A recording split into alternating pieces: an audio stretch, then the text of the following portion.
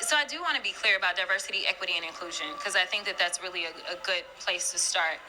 And I always talk to my colleagues because every time they say quote unquote DEI, it's always now like their new slur for black folk, just to be perfectly honest.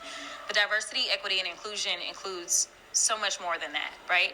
It includes making sure that we're looking at people that are within the LGBTQIA community and making sure that they have protections. It's looking at making sure that those that come from rural America have protections. It's looking at women. It's looking at our uniquely abled citizens. It is looking at basically making sure that we are not just old straight white men. That's it. And it's making sure that everyone has an opportunity. It's making sure that those governmental agencies look like who we are in this country. And so I think that that probably has to be the most urgent thing, because I think that it is all encompassing, and it's looking at our civil rights as a whole.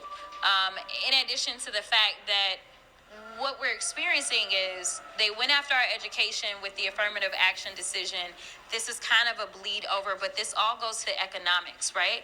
At a time in which we still can't get anyone to agree to raise the minimum wage, which hasn't been raised in probably close to 20 years now that we're going on, we see that the billionaire class is continuously, overnight, just making more and more money. I mean, the richest man in the world literally made like another $200 billion like in the few days after the election, right?